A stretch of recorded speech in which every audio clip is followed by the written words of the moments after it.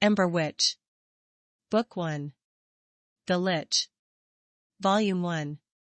Black Tragedy. Chapter 4. Black Tragedy. September 19, 459 BME to October 31, 461 BME. Fragment 37. Recovery. Fevra and Jolyn had been on the hunt for a week before they picked up the scent of the animal. Jolyn had informed him that a dire bear had been spotted in the area just north of the camp. In the current season, it was an opportunity they couldn't pass up. They would need the meat and fur for the pack to survive in the cold, so the council had instructed Jolyn to hunt down this bear and slay it. Unfortunately for Jolyn, he had to bring the pack slayer with him. They were following the scent through a thicket of wild berry bushes, and Fevra stopped his pace. Jolyn turned around and frowned. Seriously? We have far more important things to do than pick berries. Get moving, he said, and Fevra looked up to him. These are Nietzsche berries. They can be used to create an anti-venom for Stygseks. These will help the healers year-round. Trust me, these are just as important to collect as slaying the dire bear, Fevra said as he began pulling the small purple berries from the bushes. And you know this how? Jolyn asked in an impatient tone. I trained for months within myopia, learning the effects of nearly every poisonous and non-poisonous plant within Valsilla. I created several hundred bottles of antidotes and poisons under my mentor during my exile. If any of the pack gets stung, the poison will kill them within the week.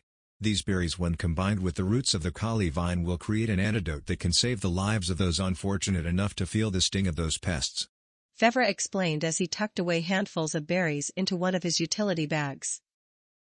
How did you manage to work your way into the East? I simply don't believe that you are what you say you are.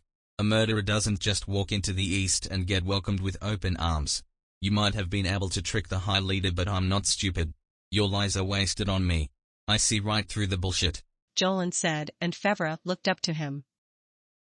I don't care if you don't believe me, Jolyn. In fact, I expected that you would see me as nothing but a liar. I was on the verge of suicide before I was brought in by the Lyren. All my life I was content with obeying the laws of the pack.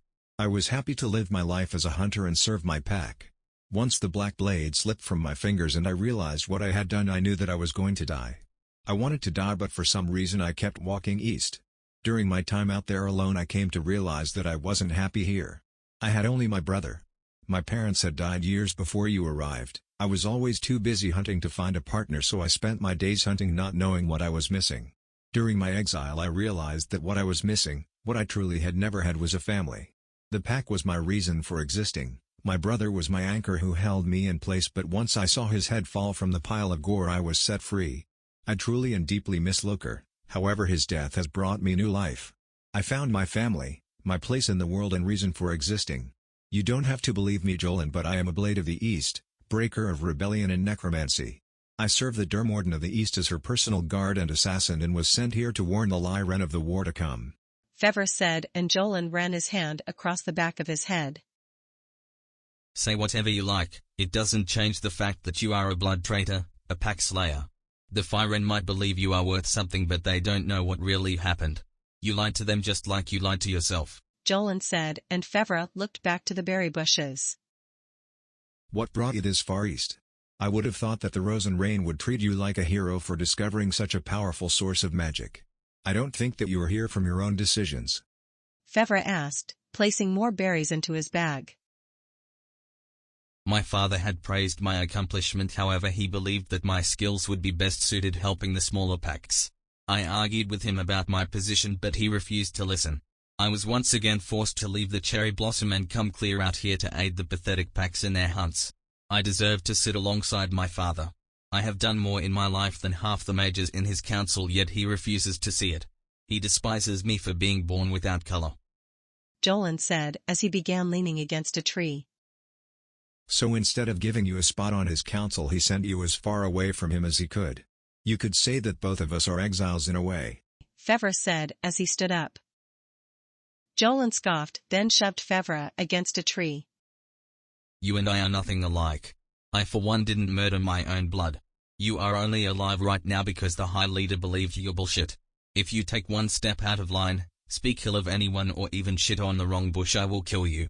Do you understand? Jolyn asked in anger, holding Fevra by the neck of his shirt. Fevra nodded and Jolyn let go of his shirt. Get moving, we have wasted enough time already, Jolyn said as he walked away. Fevra adjusted his shirt, then followed Jolyn further into the forest. Hana sat up from her bed and looked around her. The bland, uninterrupted nothingness of her tent stared directly back at her in the soft light. She could hear the slight rustling of the trees blowing in the breeze. The steady clattering of people going about their days around her. The laughter of children and the unintelligible conversations of the Lyren's native tongue. She looked at her arm with sadness. She was never vain enough to hold her exterior beauty above anything else, but knowing that she was disfigured and scarred stung deeply. Her spotted fur burned away in a splattered pattern across her shoulder, tracing down to her elbow, and even some spots on her chest. She no longer required the bandages that had covered her chest and arm, leaving her exposed to the world. She wanted nothing in the world right now but to be home. She was regretting every decision she had made the past several years. If Haru hadn't split from the church, she would never have had to kill him or the rest of his followers. If Vera had just listened to her and understood that necromancy required sacrifices, not just other beings' lives, but personal sacrifices, she would have never been brought to this forest. Despite the kindness Maria and the other healers had shown her over her recovery, she still couldn't stand being around the Lyren. How could she forgive them after they had murdered her entire family? How could she forget the way their bodies smelled as they burned in front of her eyes? Even after spending months with Fevra, she couldn't keep from hating him. Every time she laid eyes on him, she felt sick with hatred. She wanted to leave him alone in the forest on several occasions after they argued and fought, but she knew without his help she would have died. If it wasn't for his knowledge of the Lyren people, she would have walked right into a pack of hunters and been slaughtered on the spot. However, Fevra proved no help in saving her from the Morin. He was weak and stupid.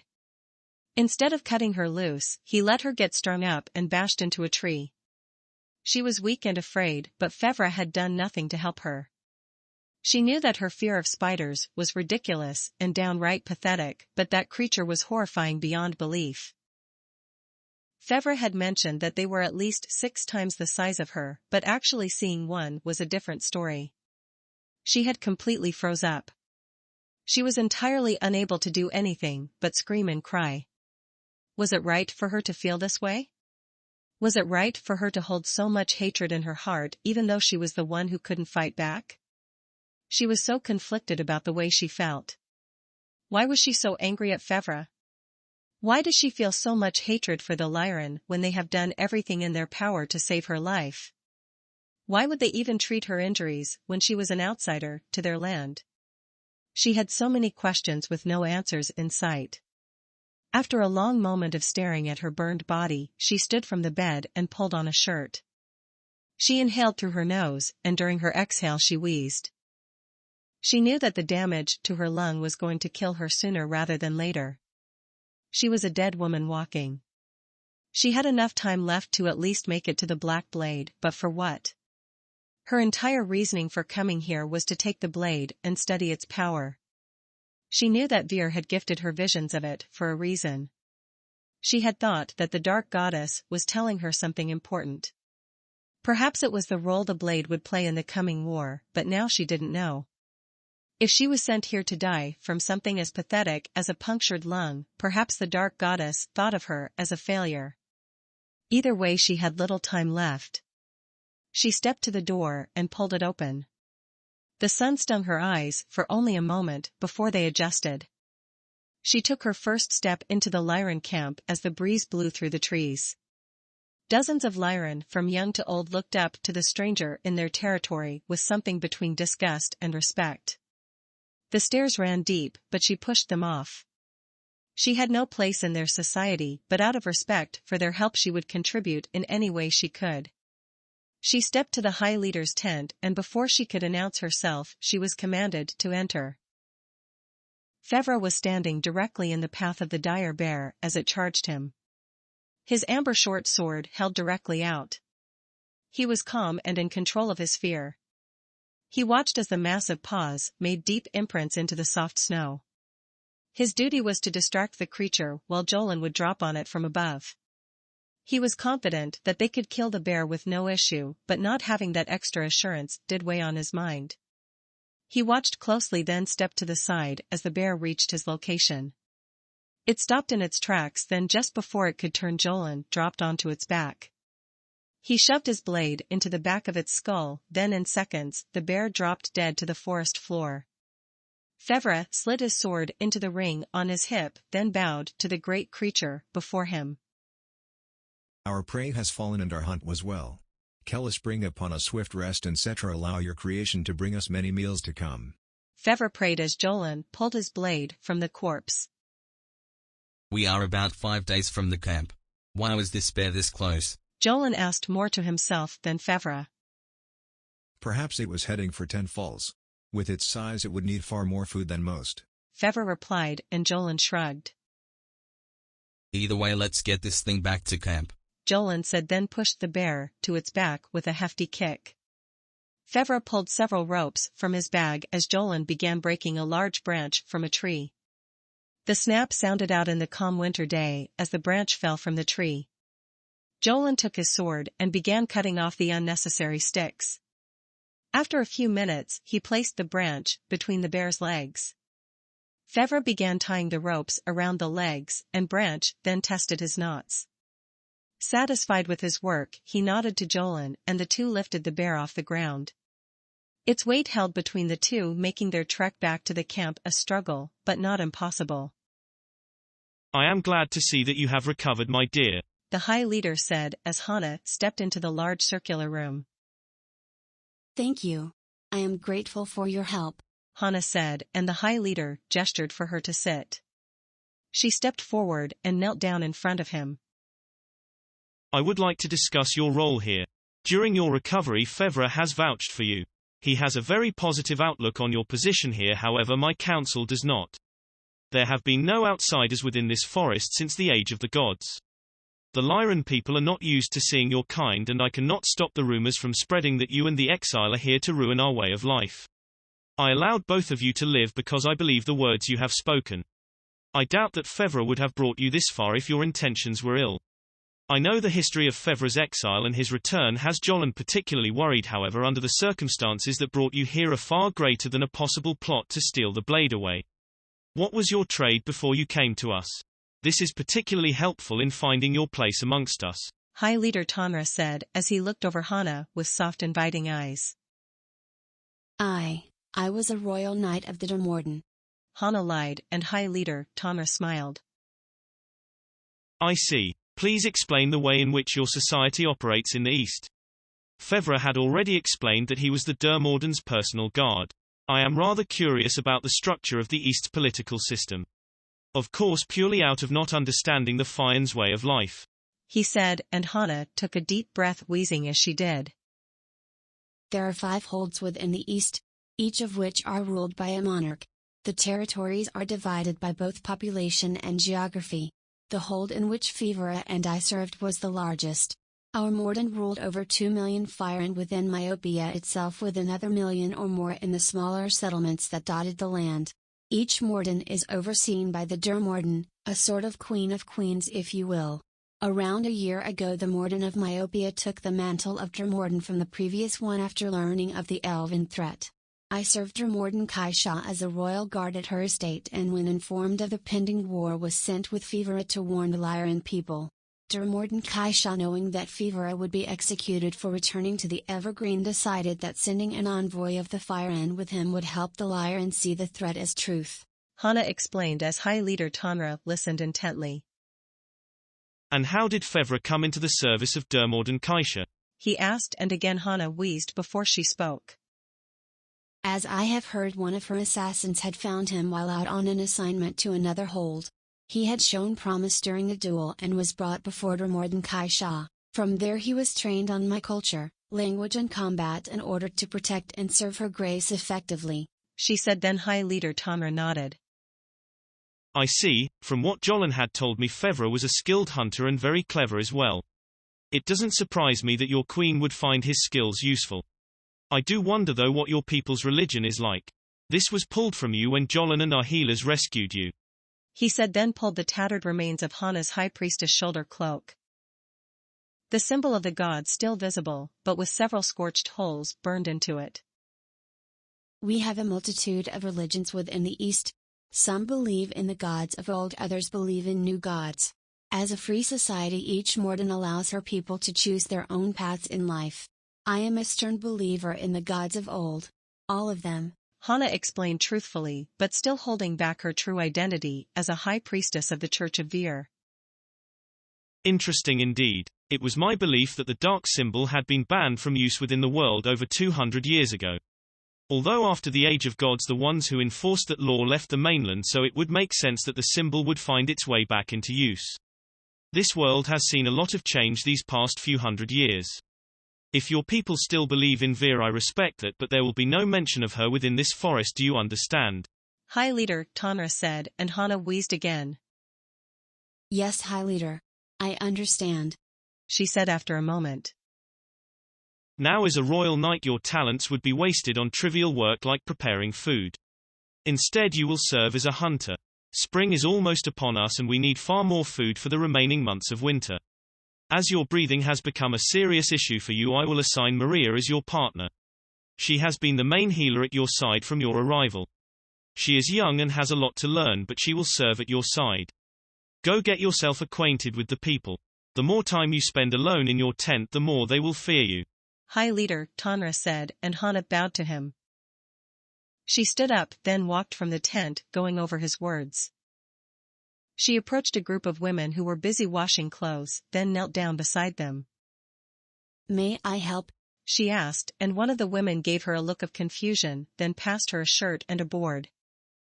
She began scrubbing the shirt in the cold water, just thinking over every decision that brought her here. After nearly an hour, Maria noticed her, then walked over to greet her. High Leader Tanra informed me that you and I will be hunting partners. I would be honored to serve at your side, she said in a terrible rendition of a fire and bow, and Hana cringed at the sight. Please don't do that, you're worse than Fevra, Hana said, and Maria stood up in embarrassment. I'm sorry, Sir Hana, Maria said, and again Hana cringed. I'm not a sir, just call me Hana, she said, and Maria looked down to the ground. My deepest apologies. I am not exactly sure how to address a royal knight, she said, and Hana looked up to her. There is no need to address me any different than the rest of your pack. It's Hana, nothing more, she replied, and Maria looked up. As you wish. In any case, I was informed to stay by your side. When Jolyn and Fevra return, we will be going out for a hunt. I just hope that I don't get in the way, Maria said, and Hana stood up. I doubt you will be any trouble, and it would be very nice getting out into nature again, Hana replied, and Maria smiled. I know a perfect place for our first hunt. Oh, you will love it, Maria said, and Hana stepped past her. Let's hope it's better than washing clothes, she said, and Maria followed close behind. After days of travel, Fevra and Jolyn made their way back to the camp. The massive bear still hanging from the branch they both carried on their shoulders. As they made their way into the center of the camp, a group of excited children ran up to them, speaking quickly about how impressive their kill was. Fevra smiled as his mind flashed back to his youth. They pushed through the gaggle of children, then approached the butcher's tent. They laid the bear down on a large wooden table, to the delight of the butcher, then left the tent. Jolyn shoved past Fevra, bumping into his shoulder, then made his way to the High Leader's tent. Fevra brushed off the insulting behavior, then made his way to the healer's tent. He opened the tent, then quickly covered his eyes, as he had just walked in on a shirtless woman and the healer. I am sorry to interrupt. I only wanted to bring you these, Fevra said, avoiding the exposed breasts of the stranger.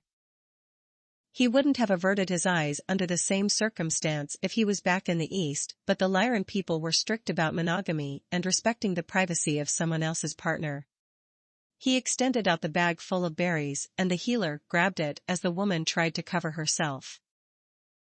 Thank you so much, these will help immensely, the healer said, and Fevra quickly turned out of the tent. He walked embarrassed back to his tent, then saw Hana across from him.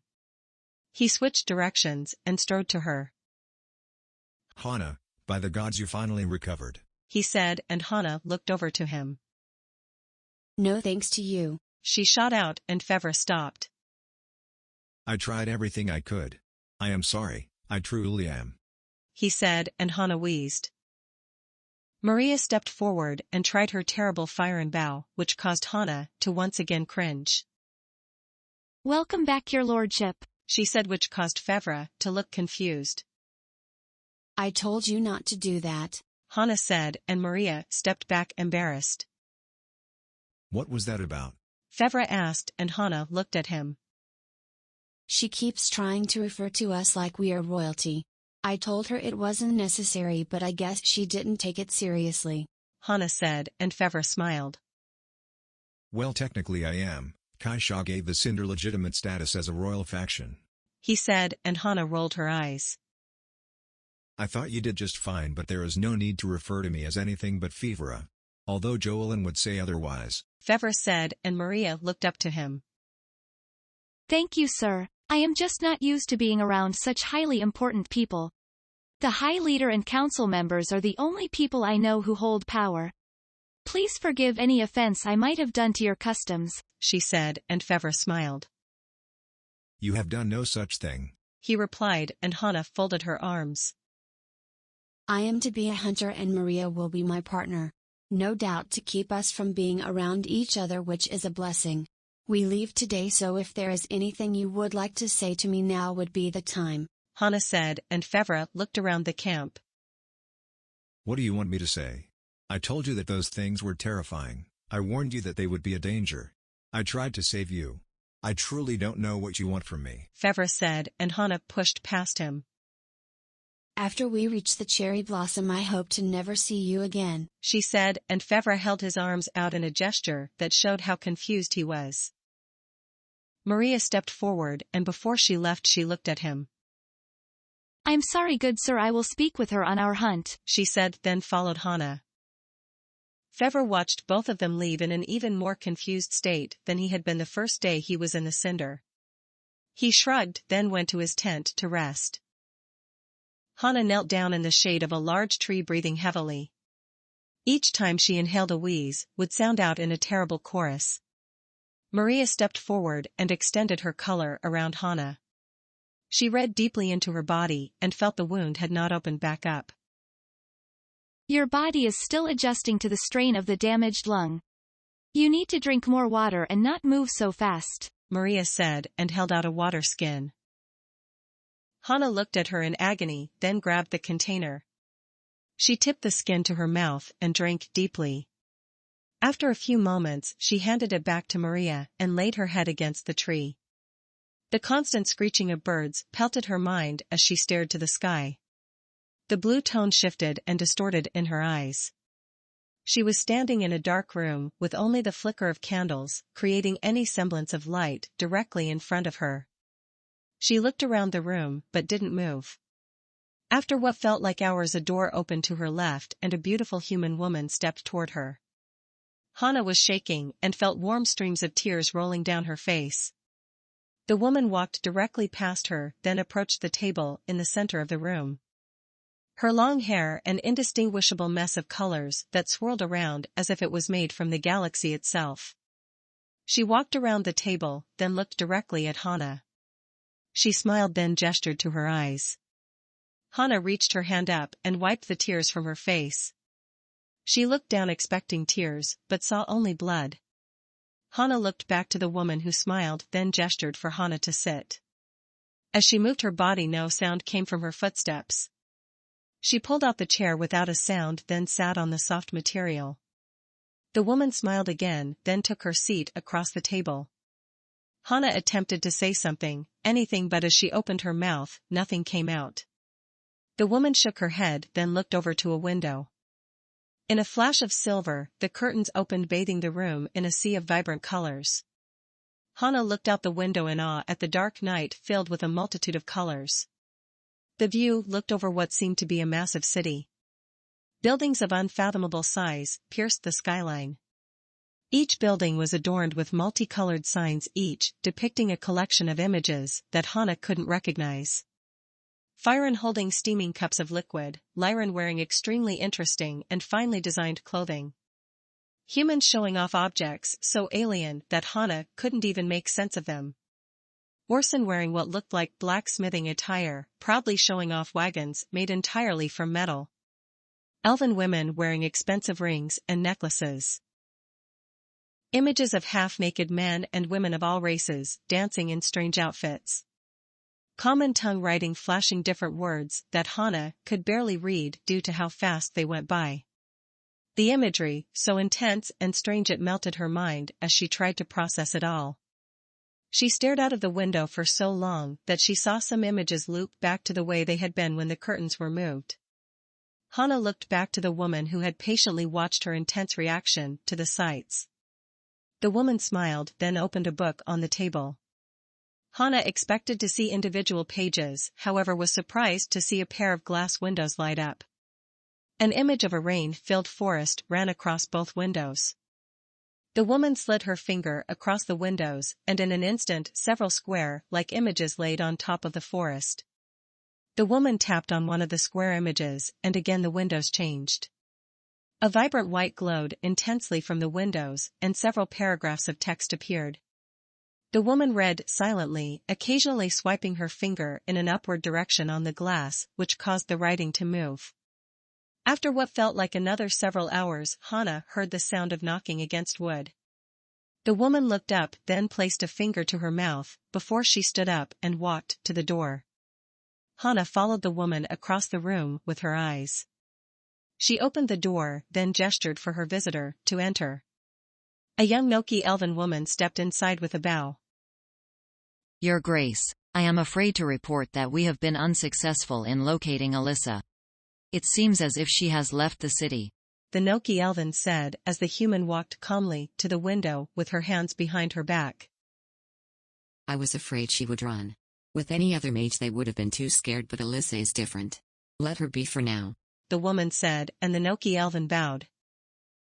As you wish, Your Grace, the elven said after a moment. Black Sunday is nearly upon us. I only hope that the human can perform the ritual. Have a bath, draw on. I am feeling rather tense today, the woman said, and the Noki bowed again. At once, Your Grace, she said, then left the room. She stood there in silence for a few moments, then looked directly to Hana. I see that you have been injured. I am not able to help you and you will die from it, but not for some time. Take care of yourself, Hana. You have more work to do before then, the woman said, and Hana shook in her seat. She opened her mouth to speak, but as soon as she did her jaw fell and disintegrated into ash upon her lap. She stared down in horror as her body crumbled around her.